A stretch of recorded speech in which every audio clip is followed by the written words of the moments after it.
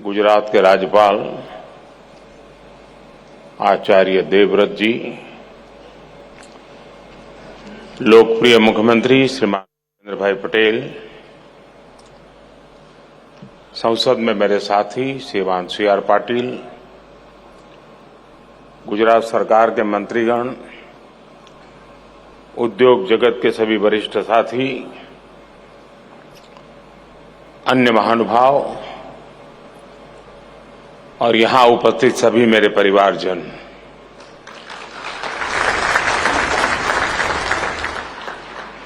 बीस साल पहले हमने एक छोटा सा बीज बोया था। आज वो इतना विशाल और बृहद वाइब्रेंट वटवृक्ष बन गया है।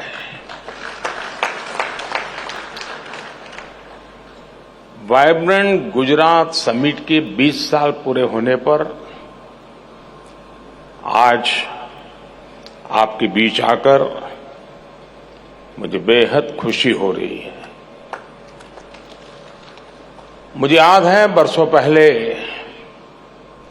मैंने एक बार कहा था, वाइब्रेंट गुजरात ये सिर्फ ब्रांडिंग का आयोजन भर नहीं है, बल्कि इससे बढ़कर बॉन्डिंग का आयोजन है।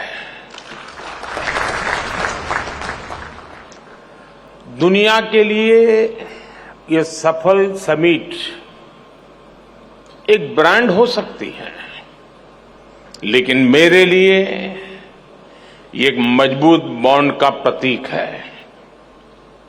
ये वो बॉन्ड है जो मेरे और गुजरात के 7 करोड़ नागरिकों से उनके सामर्थ्य से जुड़ा हुआ है।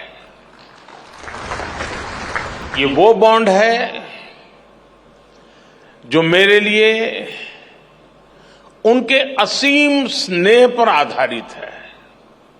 साथियों, आज मुझे स्वामी विवेकानंद जी की भी एक बात याद आ रही है।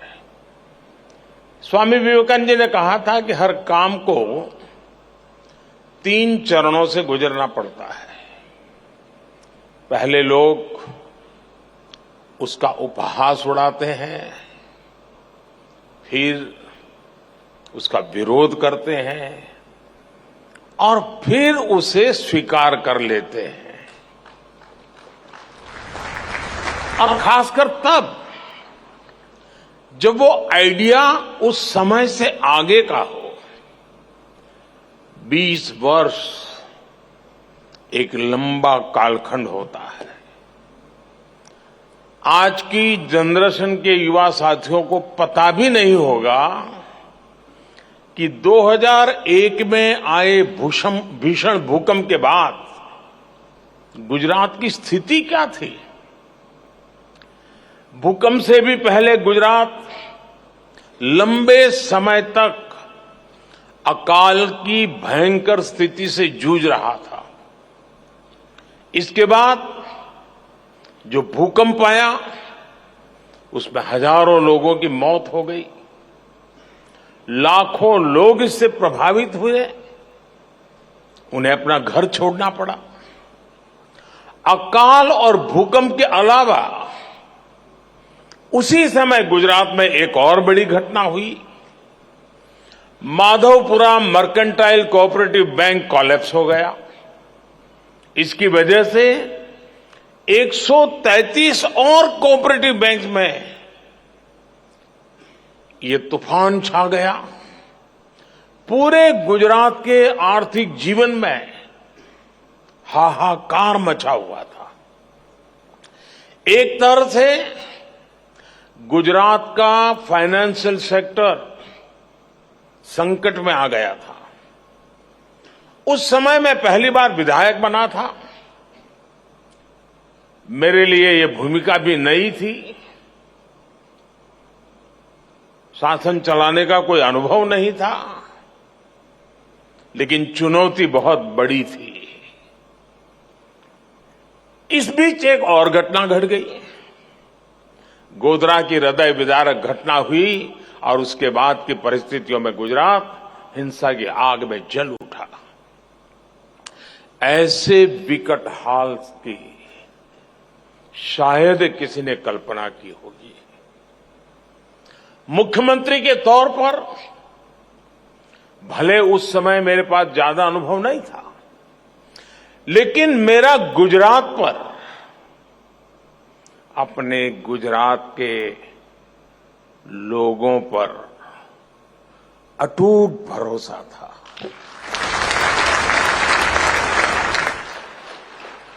हालांकि जो लोग एजेंडा लेकर चलते हैं वो उस समय भी घटनाओं का अपने तरीके से एनालिसिस करने में जुटे हुए थे।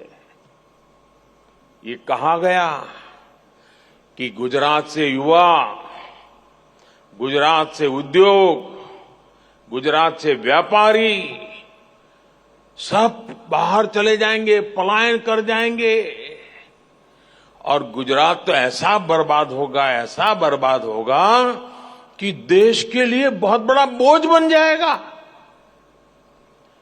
दुनिया में गुजरात को बदनाम करने की साजिश रची गई, एक निराशा का माहौल खड़ा करने की कोशिश की गई। कहा गया कि गुजरात कभी भी अपने पैरों पर खड़ा नहीं हो पाएगा। उस संकट में भी मैंने संकल्प लिया कि चाहे परिस्थितियां जैसी भी हो, गुजरात को इससे बाहर निकाल के ही रहूंगा।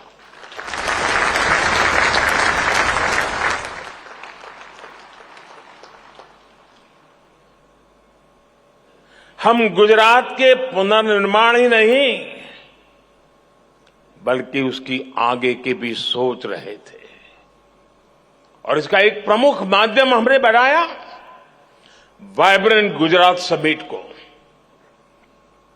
एक गुजरात का आत्मविश्वास बढ़ाने और उसके जरिए विश्व से आंख मिलाकर बात करने का ये माध्यम बन गया।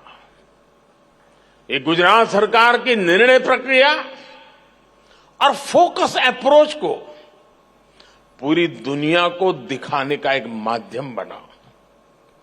ये गुजरात सहित भारत की औद्योगिक क्षमता को विश्व के समक्ष उजागर करने का माध्यम बना।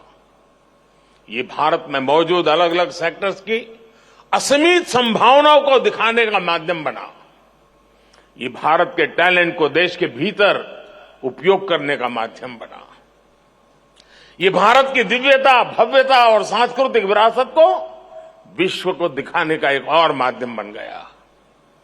हमने कितनी बारीकी से काम किया उसका उदाहरण वाइब्रेंट गुजरात की टाइमिंग भी है। हमने वाइब्रेंट गुजरात तब जब किया जब गुजरात में नवरात्रि और गरबे की धूम रहती है। हमने इसे गुजरात के औद्योगिक विकास का पर्व बना दिया। साथियों, आज मैं आप सभी को एक और बात याद दिलाना चाहता हूं। 20 साल हो रहे हैं। हर तरह की खट्टी मीठी बातें याद आना बहुत स्वाभाविक है। आज दुनिया वाइब्रेंट गुजरात की सफलता देख रही है, लेकिन वाइब्रेंट गुजरात का आयोजन ऐसे माहौल में किया गया जब तब की केंद्र सरकार भी गुजरात के विकास को लेकर बेरुखी दिखाती थी। मैंने हमेशा ही कहा है कि गुजरात के विकास से देश का विकास, लेकिन उस समय केंद्र सरकार चलाने वाले गुजरात के विकास को भी राजनीति से जोड़कर देखते थे। केंद्र सरकार के मंत्री तब वाइब्रेंट गुजरात समिट में आने से मना कर दिया करते थे। व्यक्तिगत रूप से तो मुझे बताते थे कि नहीं हम जरूर आएंगे। पता नहीं पीछे से डंडा चलता था, वो ना कर देते थे।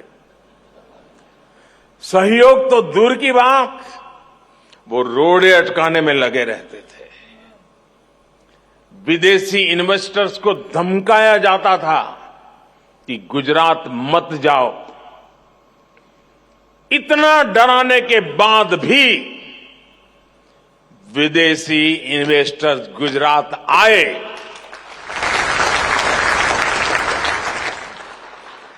जबकि यहां गुजरात में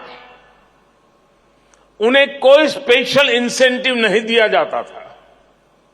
वो यहां आते थे क्योंकि उन्हें यहां good governance, fair governance, policy driven governance, equal system of growth और ट्रांसपेरेंट सरकार का अनुभव रोजमर्रा की जिंदगी में आता था।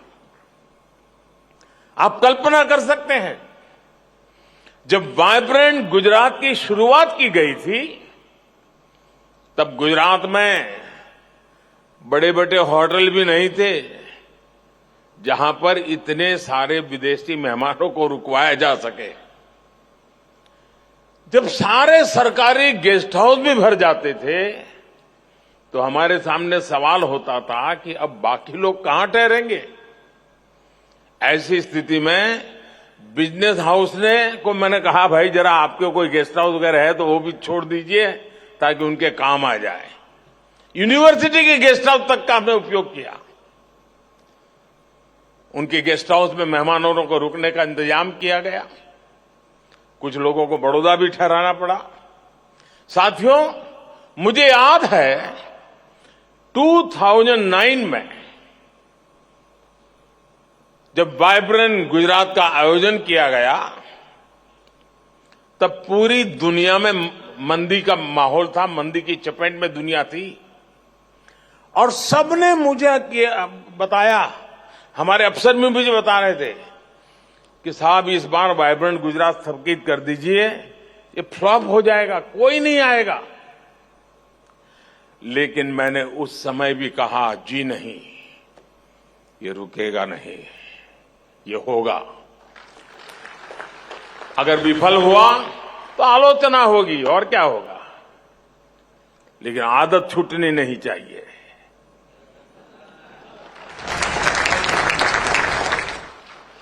और तब भी वाइब्रेंट गुजरात समिट ने, पूरा विश्व मंदी के दौर में था, लेकिन 2009 के वाइब्रेंट समिट में सफलता का एक और नया अध्याय जुड़ गया।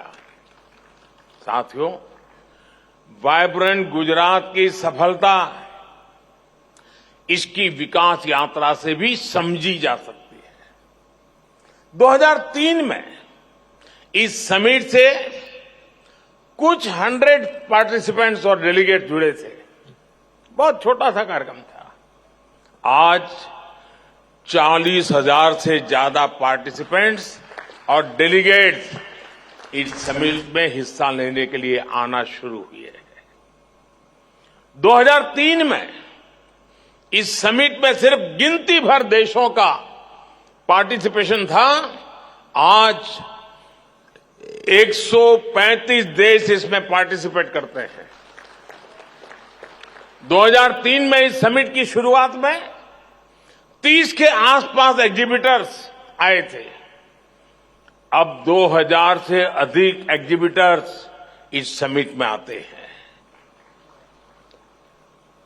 साथियों, वाइब्रेंट गुजरात की सफलता के पीछे कई स्पेसिफिक रीजन्स हैं।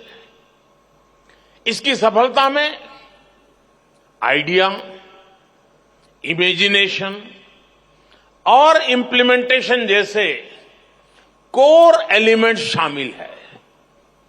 अगर मैं आइडिया की बात करूं तो वाइब्रेंट गुजरात एक ऐसा यूनिक कंसेप्ट था जिसके बारे में भारत में कम ही लोगों ने सुना था।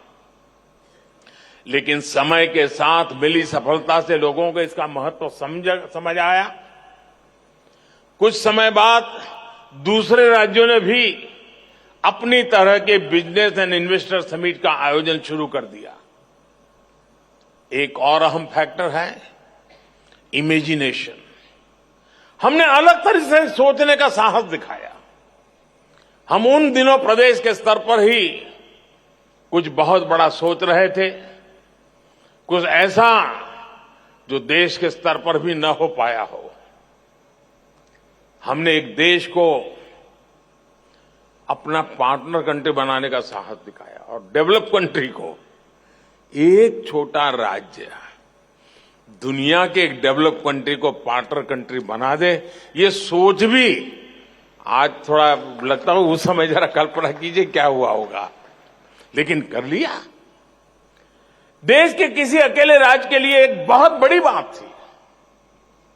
साथियों, आइडिया और इमेजिनेशन कितने भी अच्छे हो, लेकिन इनके लिए पूरे सिस्टम को मोबिलाइज करना और रिजल्ट्स डिलीवर करना बहुत महत्वपूर्ण है।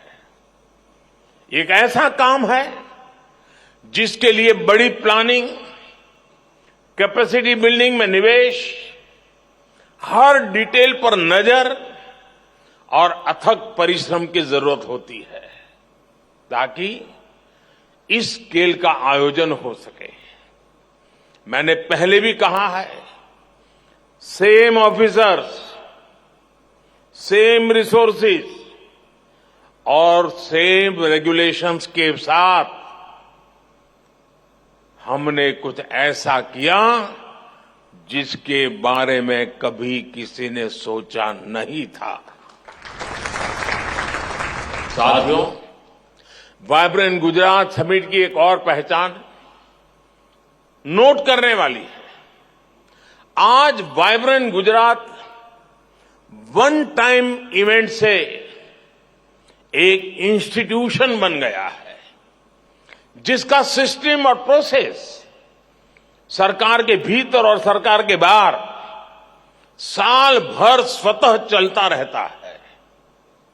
चीफ मिनिस्टर्स बदले, करीब करीब पुराने लीडिंग ऑफिसर तो सारे के सारे रिटायर्ड हो गए।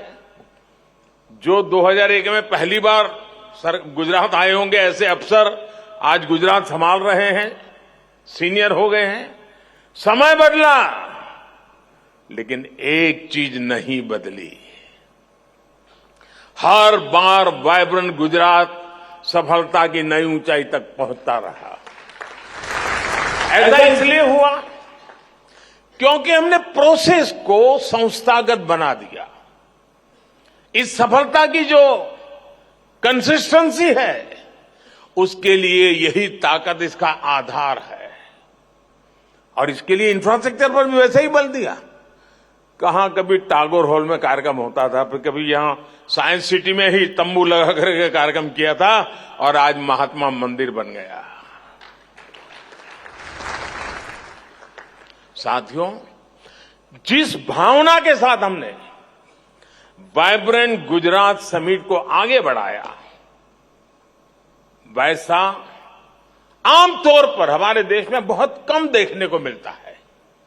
हम ये समिट करते थे तो गुजरात में, लेकिन हम इसके जरिए हर राज्य को लाभ पहुंचाना चाहते थे। बहुत कम लोग हैं जो हमारी सोच को आज भी समझ पाए हो। वो अपने एक दायरे में सिकुड़ करके बैठे हुए हैं। एक गुजरात का मुख्यमंत्री उस समय देश के मुख्यमंत्रियों को आग्रह करता था कि समिट हो रही है, आप भी अपना झंडा गाड़िए, आप भी अपना स्टॉल लगाइए, आप भी सेमिनार कीजिए। वाइब्रेंट गुजरात समिट में दूसरे राज्यों को भी शामिल होने के लिए अवसर दिया जाता था। हमने राज्यों को इनवाइट किया था, आप भी आइए, अपनी शक्ति इसमें लगाइए, फायदा उठाइए। हमने स्टेट सेमिनार का आयोजन किया जिसमें कई राज्य आते थे, और वाइब्रेंट समिट के दरमियान कहीं पर उड़ीसा का समिट चल रहा है, कहीं तेलुगु समिट चल रहा है, कहीं पर हरियाणा जम्मू कश्मीर का समिट चल रहा है। इसके अलावा गुजरात में आयुर्वेद का एक पूरे देश का समिट, प्रोग्रेसिव फार्मर्स का एक बहुत बड़ा summit, all India lawyer summit, ऐसे भांति भांति के वर्टिकल्स, इसका भी ताना बाना हम लगातार बनाते जाते थे।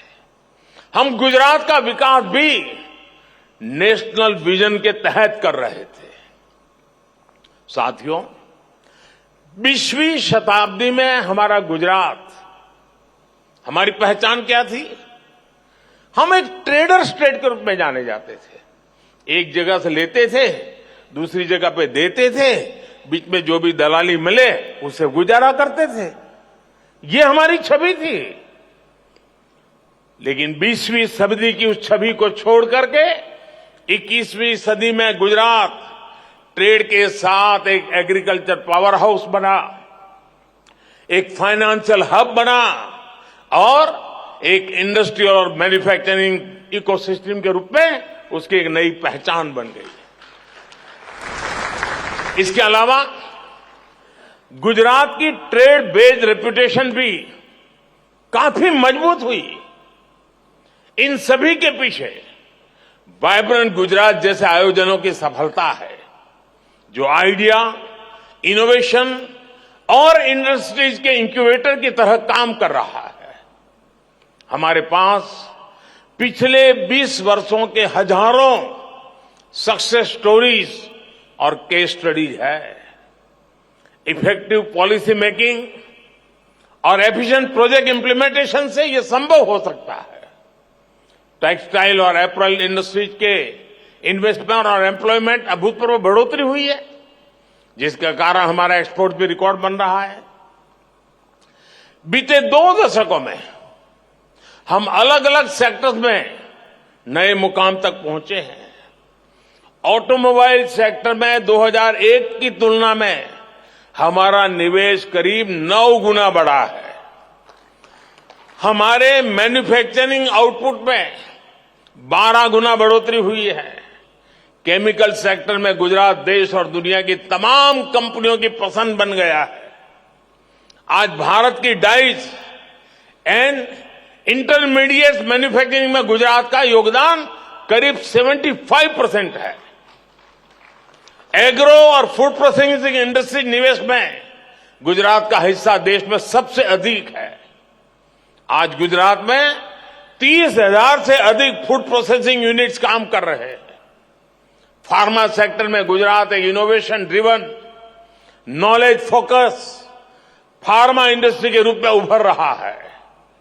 मेडिकल डिवाइसेज मैन्युफैक्चरिंग में 50% से ज्यादा और कार्डियक स्टेंट्स मैन्युफैक्चरिंग में करीब 80% हिस्सा गुजरात का ही है। जेम एंड ज्वेलरी इंडस्ट्री में तो गुजरात की सफलता अद्भुत है। पूरी दुनिया के प्रोसेस डायमंड्स का 70% से ज्यादा हिस्सा गुजरात का है। भारत के डायमंड एक्सपोर्ट्स में गुजरात का योगदान 80% है। सिरामिक सेक्टर की बात करें तो गुजरात का मोरबी क्षेत्र अकेले ही देश के सिरामिक मार्केट में 90% शेयर रखता है। यहीं पर सिरामिक टाइल्स, सैनिटरी वेयर और अलग अलग सिरामिक प्रोडक्ट्स की करीब 10,000 मैन्युफैक्चरिंग यूनिट्स हैं। गुजरात भारत में टॉप एक्सपोर्टर भी है। पिछले साल राज्य ने करीब $2 बिलियन का एक्सपोर्ट किया था। आने वाले समय में डिफेंस मैन्युफैक्चरिंग बहुत बड़ा सेक्टर होगा। साथियों, हमने वाइब्रेंट गुजरात की शुरुआत की तो हमारा इंटेंशन था कि राज्य देश की तरक्की का ग्रोथ इंजन बने। समझ आया मैं क्या कर रहा हूं? जब हम यहां काम कर रहे थे तब हमारी कल्पना थी, हमारी सोच थी कि गुजरात देश का ग्रोथ इंजन बने। चलिए, थोड़े लोगों को समझ आया। देश ने इस परिकल्पना को हकीकत बनते देखा है। 2014 में जब हमें देश की सेवा करने का अवसर दिया तो हमारा लक्ष्य भी विस्तार हुआ और हमारा लक्ष्य था कि भारत दुनिया का ग्रोथ इंजन बने।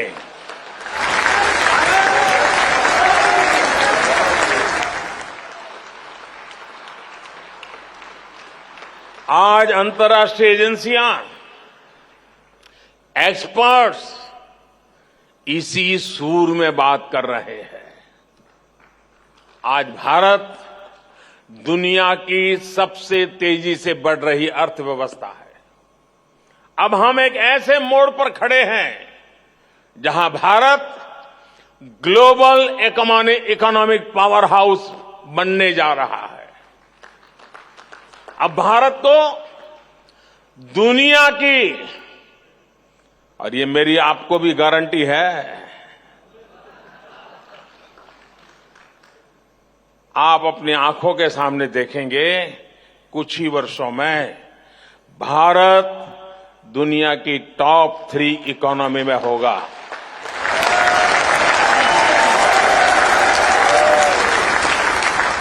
ये मोदी की गारंटी है। इसलिए मैं यहां मौजूद मेहमानों से, भारत के उद्योग जगत से एक अपील भी करना चाहता हूं।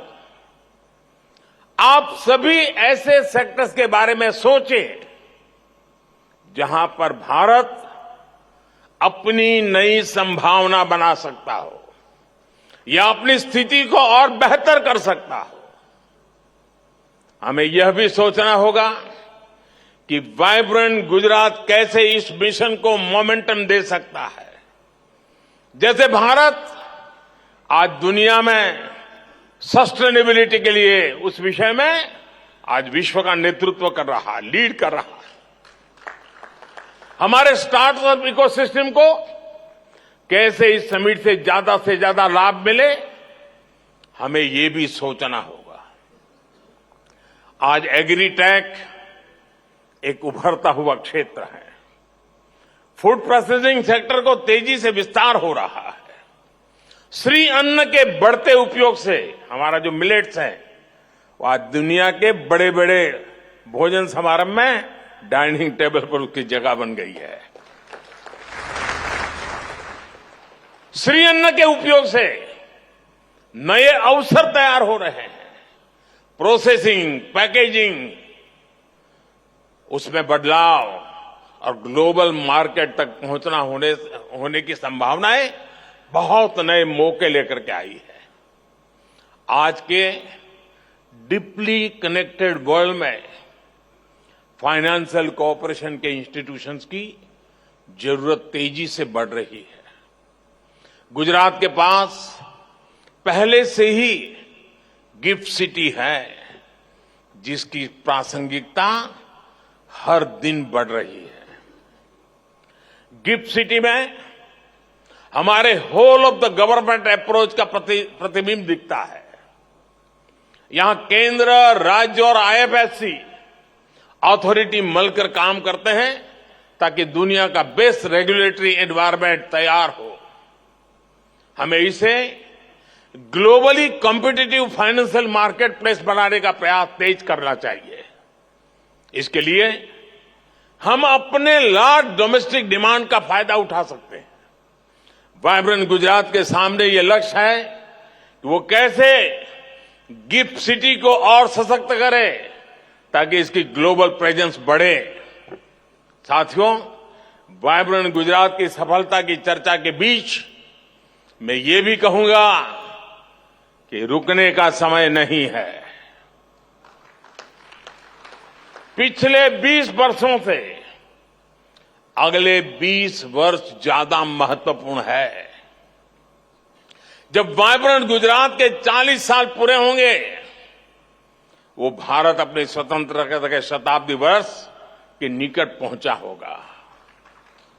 यही समय है जब भारत को एक ऐसा रोड मैप बनाना होगा जो उसे 2047 तक एक विकसित और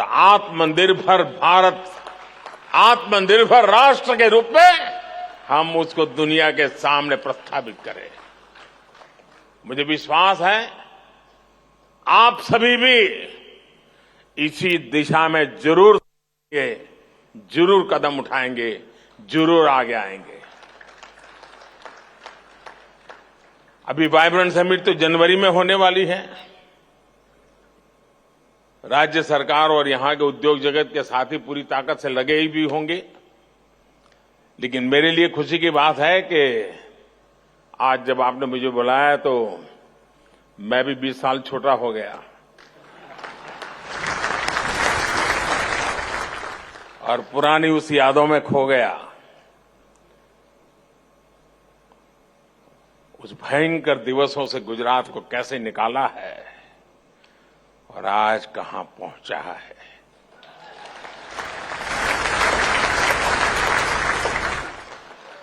जीवन में इससे बड़ा संतोष क्या हो सकता है दोस्तों।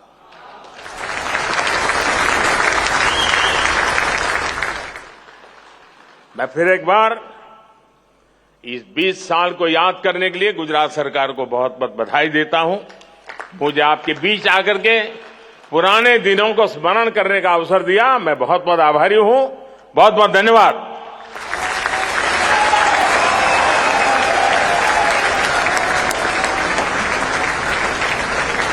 आदरणीय प्रधानमंत्री जी, आपके प्रोत्साहनपूर्ण शब्दों के लिए राज्य और राष्ट्र को आपका योगदान, प्रगति की यह विरासत देश को अर्पण करने के लिए आपका बहुत बहुत धन्यवाद। आइए एक बार फिर माननीय प्रधानमंत्री जी को उनकी मानक उपस्थिति के लिए बहुत बहुत तालियों से धन्यवाद कहते हैं और फिर से गुजरात की भूमि पर पधारने